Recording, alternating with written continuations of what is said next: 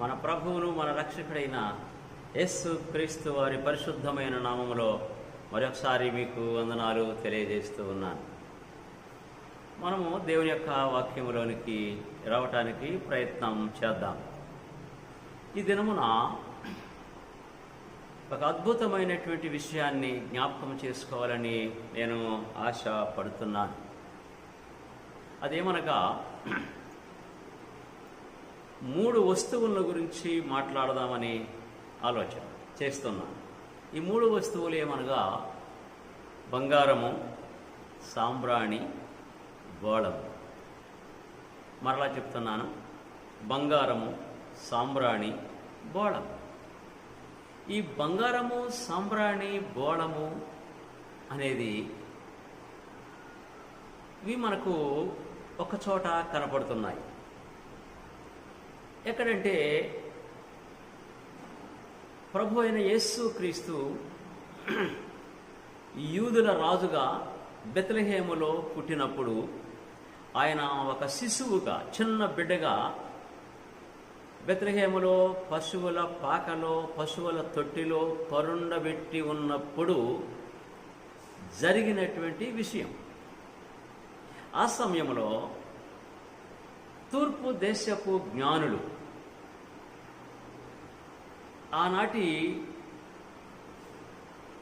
ఆ ప్రాంతంలో ఉన్నటువంటి రాజు అయినటువంటి హేరోదు దగ్గరకు వచ్చి, యూదులకు రాజు ఇక్కడ పుట్టాడు, ఆయన ఎక్కడా అని ఆయనని అడిగినప్పుడు ఆయన నాకు తెలియదు అని శాస్త్రజ్ఞులను, అనేక మంది గ్రంథాలని తీసుకొచ్చి బోధకులను, పండితులను పిలిచించి ఆయన అడిగినప్పుడు బెత్లెహేములో ఆయన పుడతాడు అని లేఖనాల్లో రాయబడ్డదని వారు తెలియజేశారు. ఈ క్రమం చొప్పున ఆ జ్ఞానులు అక్కడ నుండి బయలుదేరి నక్షత్రము ఆకాశములో వారికి దారి చూపుచుండగా, ఆ నక్షత్రము యొక్క దారిలో, ఆ వెలుగులో వచ్చి బెత్లెహేమునకు తీసుకొచ్చే నక్షత్రము ప్రభువైన యేసుక్రీస్తు బాలుడుగా ఉన్నటువంటి ఆ చోటు ఎక్కడైతే ఉన్నదో అక్కడకు వచ్చి ఆ నక్షత్రము ఆగిపోవటం వలన ఆ నక్షత్రం యొక్క వెలుగు యేసు మీద, బాలుడైన యేసు మీద పడినప్పుడు వీరు వచ్చి, ఆ జ్ఞానులు బాలుడైన యేసు దగ్గరకు వచ్చి మరియను చూసి, యేసును చూసి సాగిలపడి సాష్టాంగ నమస్కారములు చేసి వారు తమ పెట్టెలు విప్పి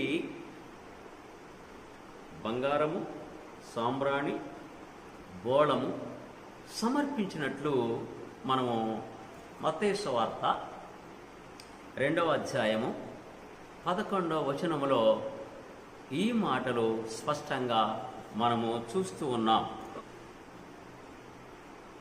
ఈ విషయాన్ని మత్తయి గారు తన యొక్క గ్రంథములో రికార్డు చేశారు. కనుక ఈ బంగారము, సాంబ్రాణి, బోళము ఎందుకు తెచ్చారో ఆలోచన చేస్తూ మొదటిగా బంగారమును గురించి ఆలోచన చేద్దాం. ఒకసారి పిలాతు యేసు ప్రభువును ఒక మాట అడుగుతాడు. లోకాసు వార్త 23వ అధ్యాయము 3వ వచనంలో ఇది మనకు కనపడుతుంది. పిలాతు లోకాసు వార్త 23వ అధ్యాయము 3వ వచనంలో పిలాతు యేసు ప్రభువుని ఒక ప్రశ్న వేస్తాడు. ఏమంటాడు? తీశారా? నీవు యూదులకు రాజువా అని అంటాడు. ఓకే చాలా. నీవు యూదులకు రాజువా అని అంటాడు. ఎప్పుడు? ఇది కోర్టులో ప్రధాన యాజకులు ఉన్నారు, ప్రజలున్నారు, గోల చేస్తున్నారు, మా దేవుడిని కించపరుస్తున్నాడు, మా దేవుడికి నేను కుమారుణ్ణి అంటున్నాడు, నేను రాజుని అంటున్నాడు, సిలువ వేయాలి, వీడిని శిక్షించాలి అని కేకలు పడుతున్నాయి. ఒక ప్రక్కన పిలాతు ఆగండి ఆగండి ఆగండి అని అందరిని ఆపి, యేసు వీరన్నట్టు నీవు యూదులకు రాజువా అని అడిగాడు. యేసు ప్రభు ఏమన్నాడండి? ఆయన నీవన్నట్టే అన్న. ఒకటే మాట, నీవన్నట్టే. అంటే నేను రాజునే అని ఒప్పుకుంటున్నాను. నేను రాజునే. అయితే చిన్న వివరణ ఇచ్చాడు ఇక్కడ. నేను రాజునే, కానీ నా రాజ్యం వేరు, మీ రాజ్యం వేరు. నా రాజరకం వేరు, మీ రాజరకం వేరు. ఇప్పుడు ఆయన రాజే. ఆయన రాజ్యము భూలోకములో ఉన్నది. ఆయన రాజ్యం ఎవరంటే రక్షింపబడినటువంటి వారమైనటువంటి మనమే ఆయన రాజ్యము. ఆయన సంఘమే ఆయన రాజ్యము. ఆయన పరలోకములో రాజుగా ఉన్నాడు. ఆయన రాజే. ఈ సంగతి అక్కడి ప్రజలకు తెలియదు. వాళ్ళు ఏమనుకుంటున్నారు? అప్పుడున్నటువంటి హేరోదు రాజు ఉన్నాడు కదా, ఆ హేరోదు రాజుకు బదులు ఈయన హేరోదు రాజును పడగొట్టి ఈయనే ఆ సింహాసనం మీద కూర్చోబోతున్నాడు. నా రాజ్యం వేరు, మీ రాజ్యం వేరు. ఈ రాజ్యం నాకెందుకు? ఆ సింహాసనం నాకెందుకు? నా సింహాసనం వేరే ఉంది, నా రాజ్యం వేరే ఉంది. కాబట్టి యేసు క్రీస్తు ఆయన రాజుగా ఆయన పరిపాలన చేయటానికి సిద్ధంగా ఉన్నాడు. రాజుగా పరిపాలన చేయాలంటే ఆయన సిలువెక్కాలి. ఆ సిలువలో ఆయన చనిపోవాలి, సమాధి చేయబడాలి, తిరిగి లెగాలి. ఇదంతా ప్రభువుకు తెలుసు, కానీ అక్కడున్నటువంటి ప్రజల్లో ఎవరికే తెలియదు. ఆయన రాజే. ఈ మధ్యన ఆయన ఒక పాట రాశాడు. యేసు రాజుగా వచ్చుచున్నాడు, భూలోకమంతా తెలుసుకుంటారు. ఆయన రాజ్యం వెళ్తూనే ఉన్నాడు. ఆయన రాజుగా పట్టాభిషేకం చేయబడింది పరలోకంలో. ఈ సంగతి ఆనాడు యేసు ప్రభు ఏర్పరుచుకున్నటువంటి శిష్యుల్లో మొదటి శిష్యుడు ఎవరు? పేతురు గారు మొట్టమొదటి ప్రసంగంలోనే చెప్పేశాడు. మొట్టమొదటి ప్రసంగంలో యెరూషలేములో మొదలుగానే చెప్పేశాడు. ఆయన మొదటి ప్రసంగంలో ఈ 3 మెన్షన్ చేసేశాడు. ఏంటది? ఒకటి బంగారము, రెండవది సాంబ్రాణి, మూడవది పోలము. ఈ మూడింటి కలిపినటువంటి అర్థాలని మొదటి ప్రసంగంలోనే పేతురు డిక్లేర్ చేసేశాడు. అద్భుతం అది. అందుకే జ్ఞానుడు ద్వారా దేవుడు ఆ బంగారాన్ని ఆ ప్రభు దగ్గర కానుకగా పెట్టించాడు. దేవుని యొక్క సంకల్పమే అది. యేసు ప్రభు రాజు అయి ఉన్నాడు. ఈ సమయంలో దేవుడైనటువంటి యెహోవా తన కుమారుడైనటువంటి క్రీస్తుని యేసు అనేటువంటి పేరుతోని భూలోకానికి పంపించింది. ఎందుకంటే ఆయన పుట్టాలి భూలోకంలో, ఆయన శ్రమలో అనుభవించాలి, ఆయన చనిపోయి సమాధి చేయబడి తిరిగి లేచి ఆయన తిరిగి పరలోకం రావాలి, పరలోకంలో ఆయన రాజుగా పట్టాభిషేకం చేయాలి, భూలోకంలో ఆయన రాజ్యం ఉండాలి. It is plan of God. ఇది దేవుని సంకల్పము. ఆ సంకల్పంతోనే దేవుడు భూలోకానికి యేసు ప్రభువుని తీసుకొచ్చాడు. మరియ ద్వారా, కన్య అయినటువంటి మరియ ద్వారా భూలోకంలోనికి తీసుకొచ్చాడు యేసుని. ఆ యేసు రాజు కావాలి. అందుకని జ్ఞానుడు తీసుకొచ్చి బంగారాన్ని బహుమానంగా ఇచ్చాడు. ఆయన రాజు అని ప్రకటించబడ్డాడు. ఆయన పుట్టినప్పుడే రాజు అని ప్రకటించబడ్డాడు జ్ఞానుల చేత. ఆయన పుట్టక ముందు ఏనాడో ఆయన రాజు పుట్టబోతున్నాడు అని ప్రవక్తలు ప్రవచించారు. రాజు పుట్టబోతున్నాడు, బెత్లెహేములో పుట్టబోతున్నాడు రాజు అని ప్రవక్తలు ప్రవచించారు. ఆయన మహారాజు, ఆయన సింహాసీనుడై ఉన్నాడు. కాబట్టి ఈ యొక్క బంగారానికి గుర్తు ఏంటంటే రాజరకము, రాజు యొక్క సింహాసనము, అంతేకాకుండా పరిశుద్ధ స్థలము. ఈ బంగారము ఒకటి రాజరకాన్ని గుర్తు చేస్తుంది, రెండవది పరిశుద్ధమైన స్థలాన్ని గుర్తు చేస్తుంది. కారణం ఏంటంటే పూర్వకాలంలో యెరూషలేములో ఉన్నటువంటి మందిరంలో అతి పరిశుద్ధమైన స్థలము, పరిశుద్ధమైన స్థలము అని 2 స్థలాలు ఉండేవి. మూడవది వరండా ఉండేది. ఈ వరండాలోని బలిపీఠము, గంగాళము అవి ఉండేవి. గంగాళంలో స్నానం చేయటం నీళ్ళతోని ఆ బలి ఇవ్వాలి యాజకుడు. ఆ బలి ఇచ్చి ఆ బలి రక్తము బంగారపు గిన్నెలో పట్టుకొని పరిశుద్ధమైన స్థలంలోనికి రావాలి. తర్వాత మళ్ళీ సంవత్సరంకి ఒకసారి అతి పరిశుద్ధమైన స్థలంలోనికి ఈ బంగారపు గిన్నెలో ఆ రక్తాన్ని తీసుకొని, పరిశుద్ధమైన రక్తాన్ని తీసుకొని వెళ్ళాలి. అంటే దేవుని యొక్క మందిరంలో అతి పరిశుద్ధమైన స్థలంలో బంగారం ఉంటుంది, పరిశుద్ధమైన స్థలంలో బంగారం ఉంటుంది. పరిశుద్ధమైన స్థలంలో 3 వస్తువులు ఉంటాయి.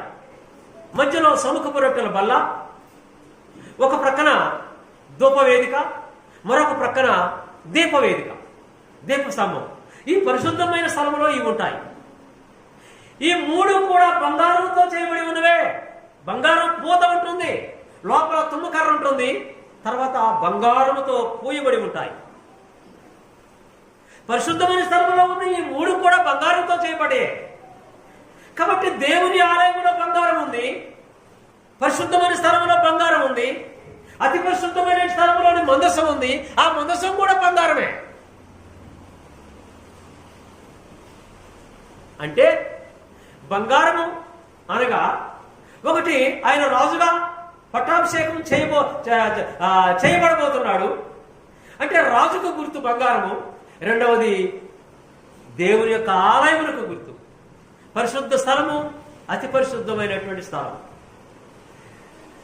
కనుక ఈ విధంగా ఈ బంగారము ఆయనకి గుర్తై ఉన్నది. ఆ బంగారాన్ని ఆ జ్ఞానుల చేత ప్రభు అయినటువంటి బాలుడి దగ్గరకు పంపించారు. ఆ జ్ఞానులు వచ్చి ఆ బంగారాన్ని ఇచ్చినట్లు మనం చూస్తూ ఉన్నాం. 3లో ఒకదాని గురించి ఆలోచన చేశాం, బంగారాన్ని గురించి. ఇప్పుడు 2ని గురించి ఆలోచన చేయాలి. రెండవది సాంబ్రాణి, మూడవది బోళం. మరి సాంబ్రాణి దేనికి గుర్తు అని ఆలోచన చేస్తే, సాంబ్రాణి పూర్వకాలంలో సాంబ్రాణి యాజకులు దేవుని యొక్క ఆలయంలో యాజకులు వెళ్ళి దేవుని ఆలయంలో సాంబ్రాణి వేసేవాడు. దేవుని ఆలయంలో పరిశుద్ధ స్థలంలో 3 ఉంటాయి. మధ్యలో సముఖపు రొట్టెలో బల్ల ఉంటుంది.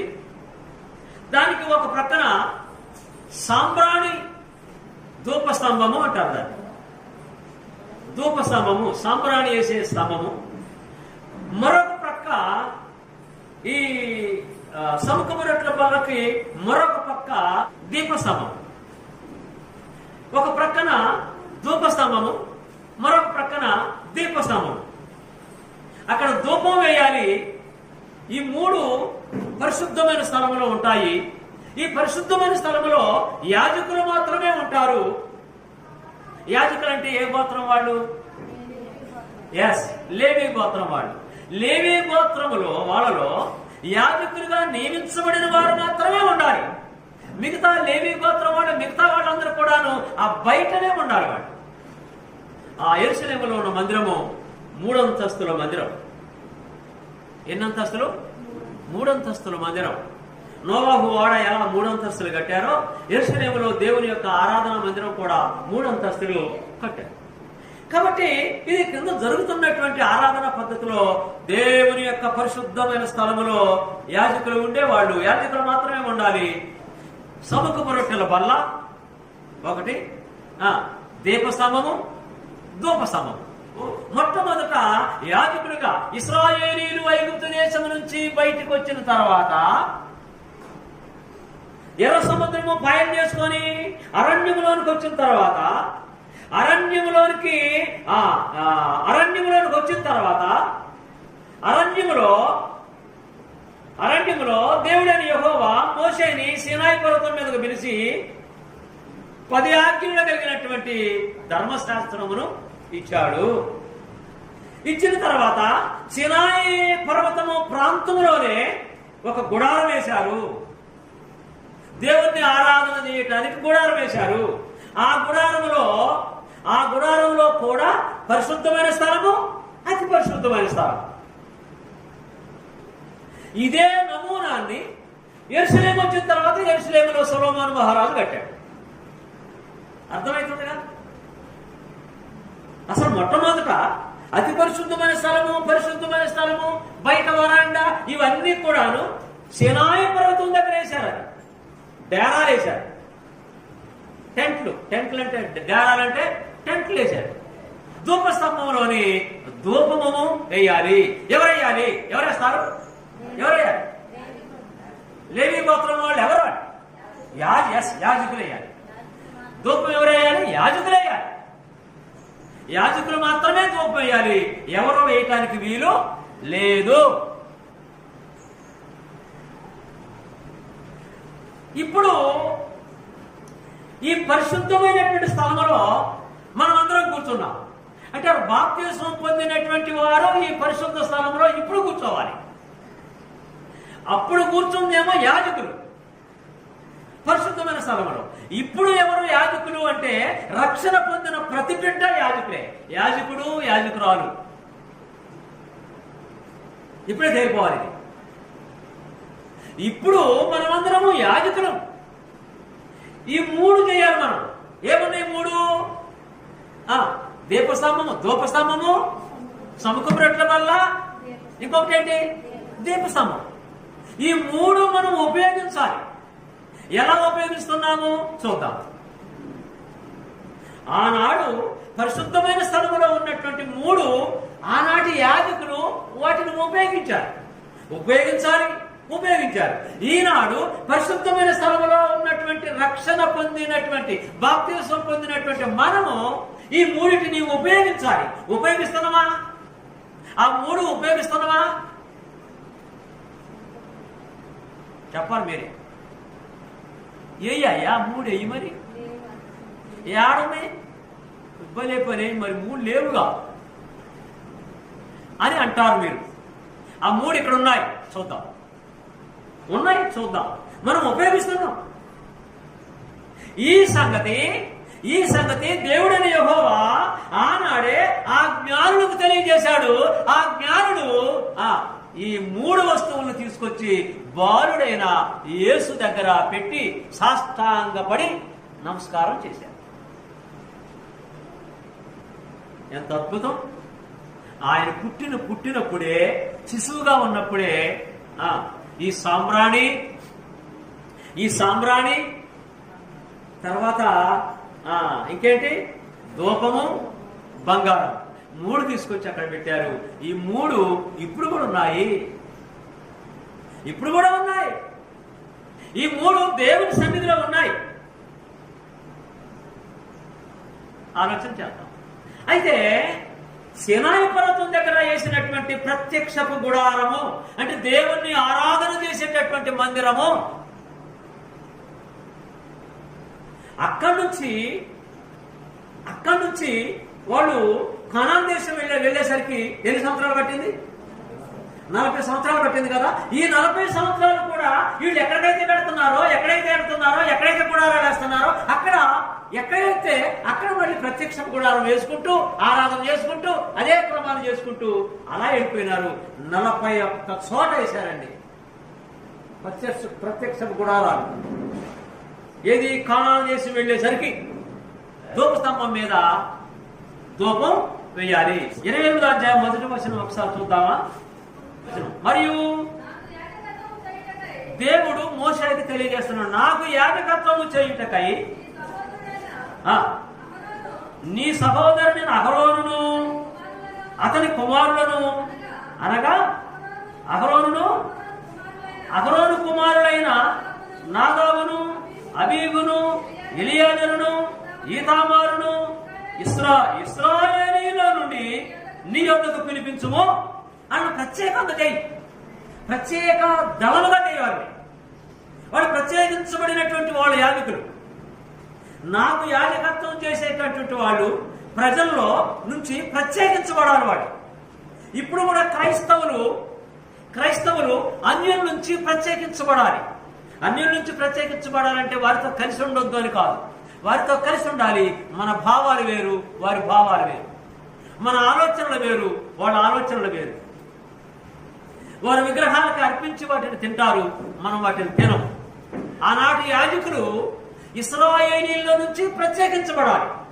అహరోను కుటుంబము ఇశ్రాయేలీయుల నుంచి ప్రత్యేకించబడాలి. ఈనాడు ఆ యాజకులకు సాదృశ్యమైనటువంటి యాజకులు మనం కనుక ఆ యాజకులను పోలినటువంటి యాజకులు క్రైస్తవులు కనుక రక్షణ పొందిన వారు యాజకులు. ఈనాడు 2 కొరింథీ పత్రిక 6వ అధ్యాయము 14వ వచనం చదువుదాం ఒకసారి.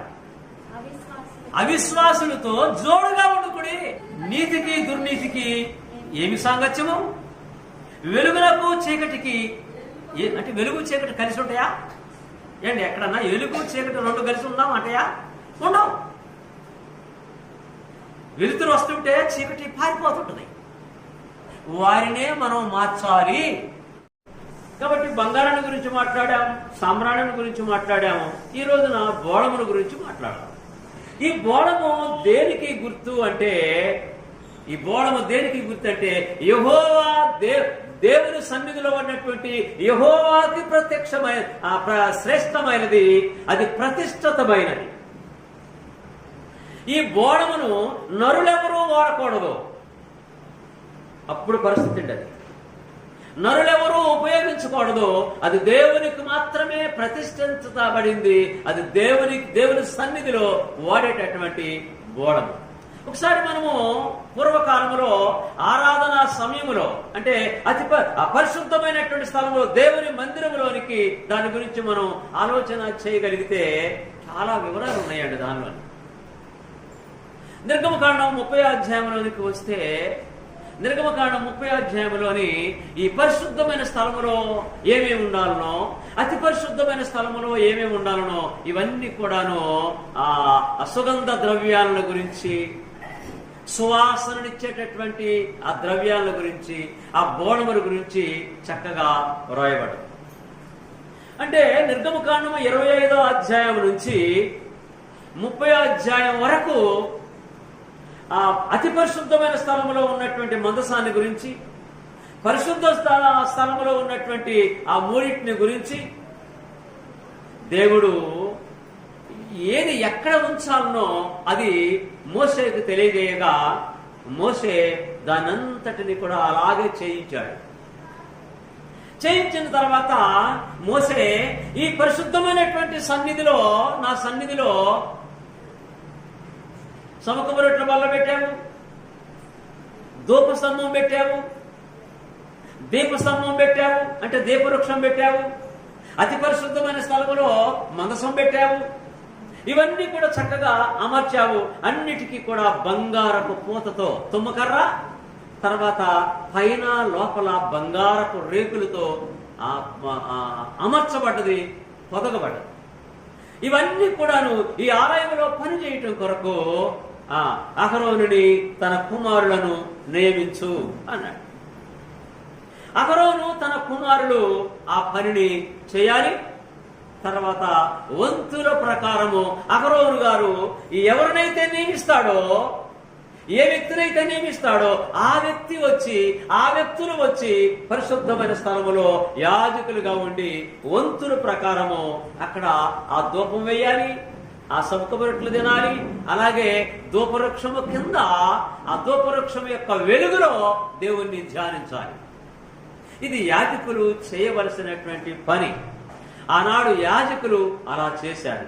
ఈనాడు క్రీస్తులోనికి మారు మనసు పొంది క్రీస్తులోనికి బాప్తిసం పొందిన మనం అందరము కూడాను ఈ యాజకత్వము చేయుటకు పరిశుద్ధమైన స్థలములోనికి మనం కూడా వచ్చాము. It is holy place. We are belongs to holy men. మనం అందరం కూడా పరిశుద్ధులము.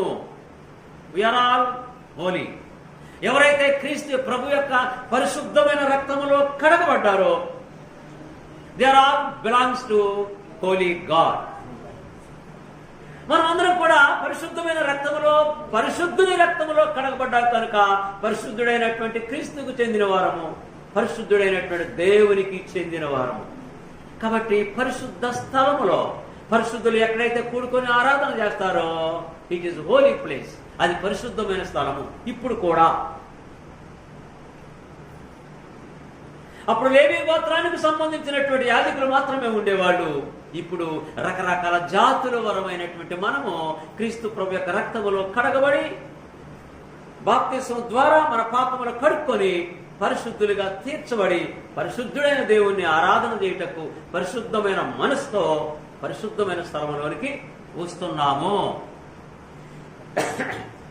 ఇకపోతే ఆ కాలంలో పరిశుద్ధమైన స్థలములో దేవుణ్ణి ఆరాధించే స్థలములోని ఉన్నటువంటి వస్తువులలో బోళము కూడా అక్కడ ఇమిడ్చి ఉండబడింది.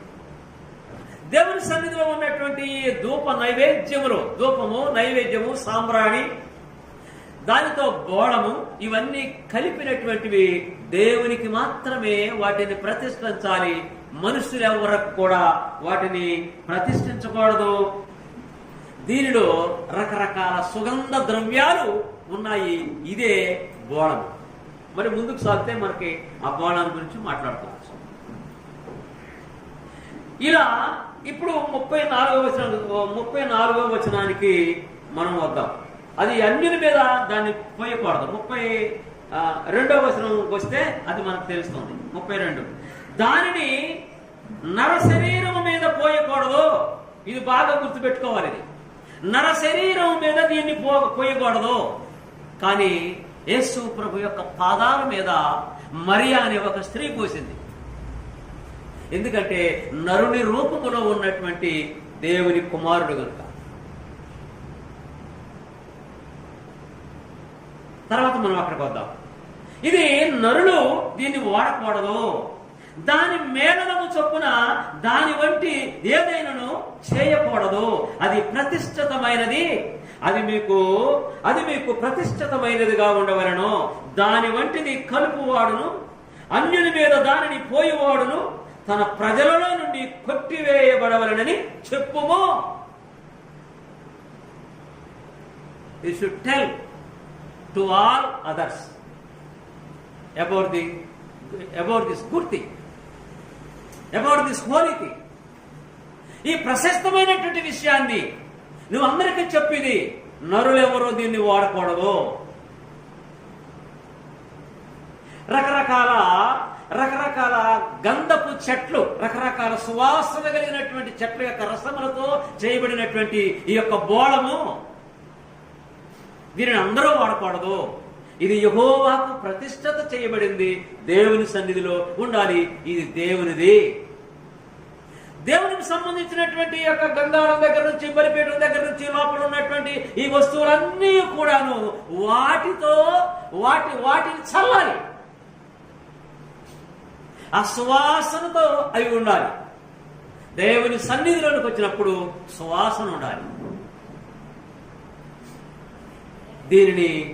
ఇది చల్లటము, ఇవన్నిటిని శుభ్రం చేయటము, దేవుని సన్నిధిని శుభ్రం చేయటము, ఇవన్నీ కూడాను అహరోను ఆయన వంశస్థులకి దీన్ని అప్పగించు అన్నాడు. ఈ బోడానికి ప్రత్యేకత ఉందండి.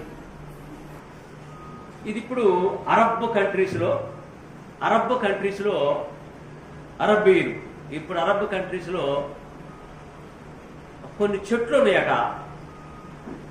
అది ముళ్ళ కంచెలాగా ఉంటుందట. అది ఇప్పుడు కూడా ఉందటండి. ఇప్పుడు కూడా ముళ్ళ కంచెలాగా ఉంటుందట. ఆ చెట్టుకున్నటువంటి ఆకులు కానీ, దాని కాయలు కానీ, దాని ఆ కొమ్మలు కానీ అవి మంచి సుగంధమైనటువంటి ఆ ద్రవ్యములు వెదజల్లుతున్నటువంటి రీతిలో ఆ స్మెల్ వస్తుందట. ఇప్పుడు కూడా ఉన్నాయట. అరబ్ కంట్రీస్లో ఉన్నాయట. అవి చాలా విలువైనటువంటి సుగంధ ద్రవ్యాలట. ఈ సుగంధ ద్రవ్యాల సమ్మేళనమే బోళం. సుగంధ ద్రవ్యముల సమ్మేళనమే బోళం. ఇప్పుడు మనము మార్క్స్ వార్త 14వ అధ్యాయం లేదా యోహాను సువార్త 12వ అధ్యాయంలోకి వద్దాం. మార్క్స్ వార్త 14వ అధ్యాయంలో కంటే యోహాను సువార్త 12వ అధ్యాయంలో ఇంకా కొంచెం వివరంగా ఉంటుంది. అక్కడికి వద్దాము.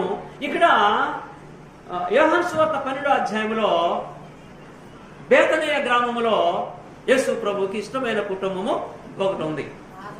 ఎవరి కుటుంబం అది? లాజరు కుటుంబం. ఆ కుటుంబంలో ముగ్గురు ఉన్నారు, లాజరు, మరియా, మార్త. మరియా పెద్దది, మార్త చిన్నది. మార్త చెల్లెలు, మరియా అక్క. వీళ్ళ సోదరుడు లాజరు, అంటే వీళ్ళకి తమ్ముడు లాజరు అనేది మనం గమనించాలి. యేసు ప్రభు నోటి నుంచి వచ్చే ప్రతి మాట కూడా చాలా జాగ్రత్తగా ఆలోచన చేసే జాతిది. లాజరు కూడా అలాగే ఆలోచన చేస్తాడు, మార్త కూడా అలాగే ఆలోచన చేస్తుంది. కాకపోతే మార్త చాలా చురుకుగా పనిచేస్తుంది. చురుకైనటువంటి వ్యక్తి మార్త. దేవుని వాక్యం వింటూ చక్కగా పరిచర్య చేసేటటువంటి మంచి బిడ్డ. మరి ఒక పని చేస్తుంది. మరి ఏం చేస్తుంది చూద్దాం. మరి ఏం చేస్తుందంటే చూడండి, ఇక్కడ 12వ అధ్యాయము 2వ వచనంలోకి వద్దాం. మనం 2వ వచనంలోకి వద్దాం. మార్త ఉపచారము చేసెను, లాజరు ఆయనతో కూడా భోజనముకు కూర్చున్న వారిలో ఒకడు. మరియ ఇంట్లో భోజనం ఏర్పాటు చేశారు. ఈ భోజనం ఏర్పాటు చేసినప్పుడు ఈ భోజనం పంక్తిలోని యేసయ్య ఉన్నాడు, ఆయన శిష్యులు ఉన్నారు, కొంతమంది ఉన్నారు, చుట్టుపక్కల జనం అంతా కూడా బాగా వస్తున్నారు. ఈ భోజనాన్ని కూర్చున్నప్పుడు మార్త పరిచర్య చేస్తుంది, వడ్డిస్తుంది మార్త. ఆ కుటుంబము మంచి కుటుంబము. ఆ మంచి కుటుంబంలోని విందు జరుగుతుంది. ఆ విందులో యేసు ప్రభు కూడా ఉన్నాడు. చూడండి, విందు జరుగుతుంది. 2వ వచనంలో మార్త ఉపచారం, 12వ అధ్యాయం 2వ వచనం. మార్త ఉపచారం చేసెను, లాజరు ఆయనతో కూడా భోజనమునకు కూర్చున్న వారిలో ఒకడు. ఇప్పుడు మరి ఏం చేస్తుంది? మరి ఒక పని చేస్తుంది. మరి ఏం చేస్తుందంటే చూద్దాం. ఇప్పుడు మరి చేసేటటువంటి పని. అప్పుడు మరియా మిక్కిలి విలువ గల అచ్చ జటామాంసి అత్తరు చెరున్నర ఎత్త తీసుకొని యేసు పాదములకు పూసి, పాదాల మీద ఎంత పోసిందండి? 1.5 అంటే 1.5 కిలో కంటే ఎక్కువ. అసలు కొంచెమే అట్లేస్తే ఆ ఇల్లంతా కూడాను మహా వాసన, స్మెల్ వచ్చేస్తుంటది. కానీ 1.5 పోసిందట. ఇక యేసు ప్రభు వారు ఆయన ఇక మళ్ళీ అక్కడికి వస్తాడో రాడో. కారణం ఏంటంటే ఇక ఆయనకు శ్రమల దినాలు ప్రారంభం అవుతాయి. ఆయన శిలువ దగ్గరకు వెళ్ళిపోవాల్సినటువంటి పరిస్థితి ఏర్పడుద్ది. అందుకని మరి మరియా ఏం ఆలోచన చేసిందో తెలియదు, కానీ 1.5 తీసుకొచ్చేసి పాదాల మీద పోసిందట. పాదాల మీద పోసి ఏం చేసింది? యేసు పాదములకు పూసి తన తల వెంట్రుకలతో ఆయన పాదములు తుడిచెను. స్త్రీలు తల వెంట్రుకలు స్త్రీలకి చాలా విలువైనది. స్త్రీలు తమ తల వెంట్రుకలకు ఇచ్చినటువంటి సమయాన్ని బహుశా దేవునికి ఇవ్వరేమో. మరియా తనకిష్టమైనటువంటి కురులతో యేసు ప్రభు యొక్క పాదాల నీళ్లు బదులు జటామాంసి ఆ ప్రశస్తమైనటువంటి అత్తరై గుడ్డిని పోసి పగలగొట్టి పోసేసి నీళ్ల బదులు ఆమె తన యొక్క కురులతో ఆ పాదాలని తుడుస్తుందట. తన తల వెంట్రుకలతో పాదములను తుడిచాను, ఇల్లు ఆ అత్తర వాసనతో నిండెను. యేసుప్రభు మాట్లాడుతున్నాడు. యేసుప్రభు ఏం మాట్లాడుతున్నాడో చూద్దాం. 8వ వచనం 7వ వచనం. నన్ను పాతిపెట్టు దినమునకు ఆమె దీనిని ఉంచుకొనునయ్యుడే. అదేంటి? నన్ను చంపేస్తారు, నేను చనిపోతాను, నన్ను పాతి పెడతారు కదా.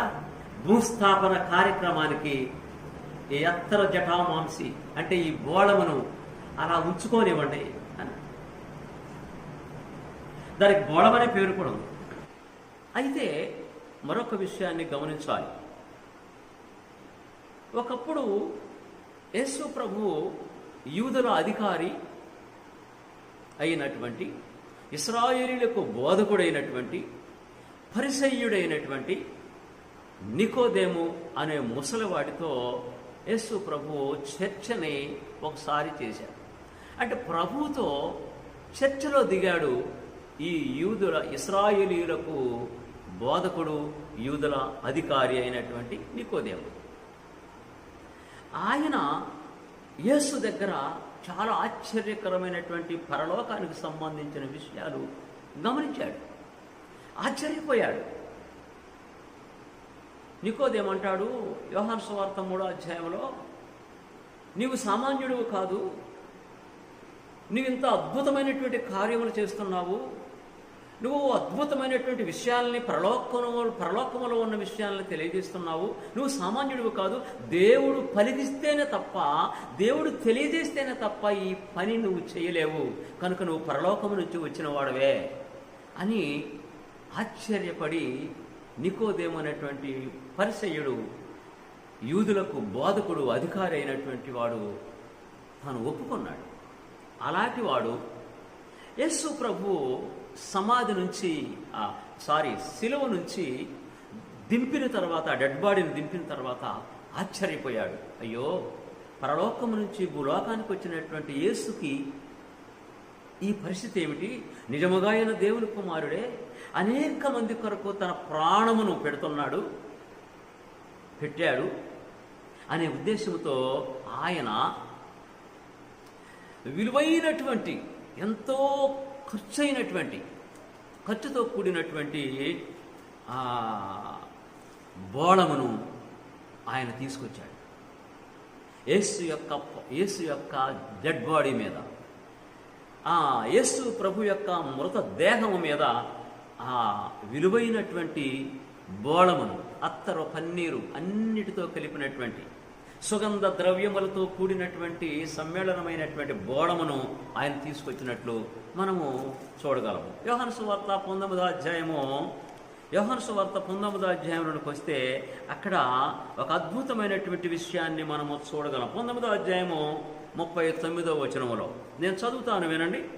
మొదట రాత్రి వేళ ఆయన యొద్దకు వచ్చిన నికోదేము కూడా బోళముతో కలిపిన అగరు రమారమి 150 షేర్ల ఎత్తు తెచ్చెను. అంతటా వారు యేసు దేహమును ఎత్తుకుని వచ్చి యూదులు పాతిపెట్టు మర్యాద చొప్పున ఆ సుగంధ ద్రవ్యములు దానికి పూసి నారబట్టలు చుట్టిరి. 150 షేర్లు ఎంత విలువైందండి! మరీ ఇచ్చింది షేరున్నరే, కానీ ఇక్కడ నికోదేము 150 షేర్లు ఇస్తున్నాడు. చాలా విలువైంది, చాలా ఖర్చు. ఈ నికోదేము అంత ఖర్చు పెట్టాడంటే ప్రభు అయిన యేసు క్రీస్తుని ఆయన నిజంగా గొప్ప రక్షకుడని నమ్మాడు. ఆయన నిజంగా పరలోకం నుంచి భూలోకానికి వచ్చినటువంటి దేవుని కుమారుడని, ఆయన ఒక దైవమని నమ్మాడు. ఆయన మహోన్నతుడని నమ్మాడు. కనుకనే 150 షేర్లు సుగంధ ద్రవ్యములతో కలిపినటువంటి బోళము తీసుకొచ్చి యేసు యొక్క దేహముకి ఆయన పూసి అత్తరు పన్నీరంతా కూడాను విలువైన ఖర్చు పెట్టాడు. బోళము అంటే సుగంధ ద్రవ్యముల సమ్మేళనము. అనేక రకాల సుగంధ ద్రవ్యములతో ఆ బోళం నింపి ఉంది. విలువైనటువంటి సుగంధ ద్రవ్యములు నికోదేము తీసుకొచ్చి ప్రభువుకి ఆ యొక్క సమాధి దగ్గర ఆ యొక్క దేహముకి పూసి దానితో సన్మానించాడు. ప్రభువు కంటే ఇది విలువైంది, ఎక్కువైంది కాదు. ప్రభువు దేహము కంటే విలువైంది కాదు, ఎక్కువైంది కాదు ఇది అని ఆయన ఉద్దేశం. కనుక ఈ బోళము అంటే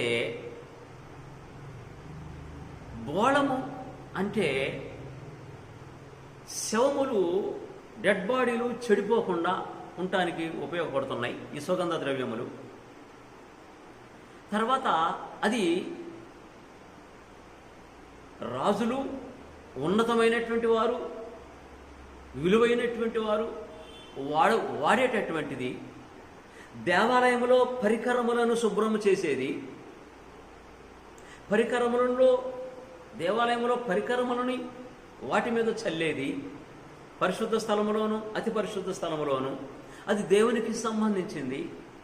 కనుక ఇక్కడ నికోదేము ఆయన దేవుని కుమారుడని నమ్ముతున్నాడు, ఆయన పరలోకం నుంచి భూలోకానికి వచ్చాడని నమ్ముతున్నాడు.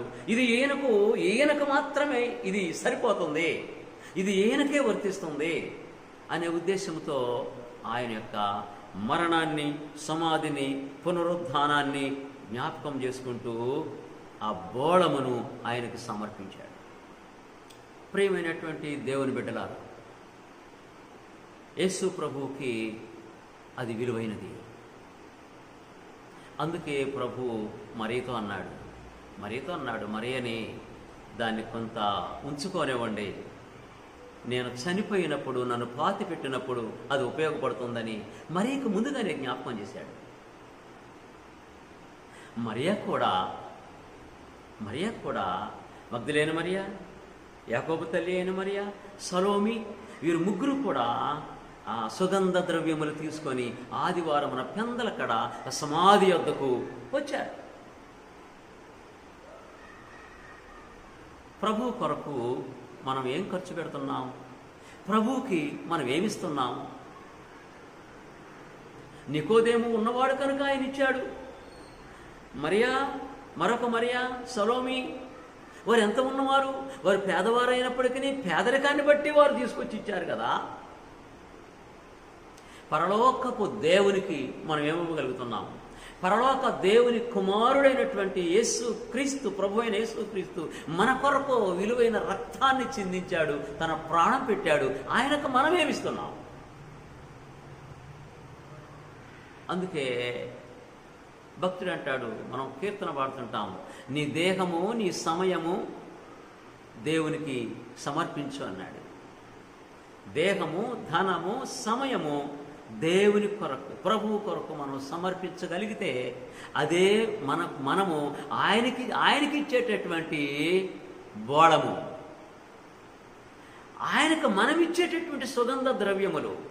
మన హృదయము ఆయనకిస్తే, మన మనస్సు ఆయనకిస్తే అప్పుడు మనం సమయం ఇవ్వగలము, ధనం ఇవ్వగలము, మనము దేహమును కూడా ఆయనకు సమర్పించగలము. ఏది ఆరాధన 9:30కి అయితే మనము 10:30కి 11 గంటలకు ఒకవేళ మనం ఆరాధనకు వస్తే మన సమయాన్ని ఆయనకి ఇచ్చినట్టేనా? మన దేహమును ఆయన సన్నిధిలో అటెండ్ చేసినట్లేనా? హాజరుపరిచినట్లేనా? మన ధనమును, మనకు కలిగిన దానిని దేవుని సన్నిధిలో ఇవ్వటానికి సిద్ధపడి వచ్చినట్లేనా? ప్రభు యొక్క శిలువలో చిందించినటువంటి ఆ శరీరమును, ఆ రక్తమును మన కొరకు మరణానికి అప్పగించబడినటువంటి ఆయన శరీర రక్తములను ఈ ప్రభు యొక్క బల్ల ద్వారా జ్ఞాపకం చేసుకున్నటకు సమయానికి రాకపోతే ఆయనకు మనం ఇచ్చే నివాళులు అవేనా? ఆయనకు మనం ఇచ్చేటటువంటి బోళము అదేనా? ప్రియులారా, జ్ఞాపకం చేసుకుందాం ఒకసారి, మనం ఏమి ఇవ్వగలుగుతున్నాం? ఆలోచన ఖచ్చితంగా చేయాల్సినటువంటి అవసరము ఉన్నది. కనుక యేసు ప్రభు ఆ రీతిగా చనిపోయి సమాధి చేయబడి 3వ దినమున దేవుడు లేపాడు కనుక ఆయన లేచి 40 రోజులు ఆ ప్రాంతంలో, యెరూషలేము ప్రాంతంలో మరలా తిరిగి ఆ మేఘము అనే దానిలోని ఆయన తిరిగి పరలోకమునకు వెళ్ళాడు.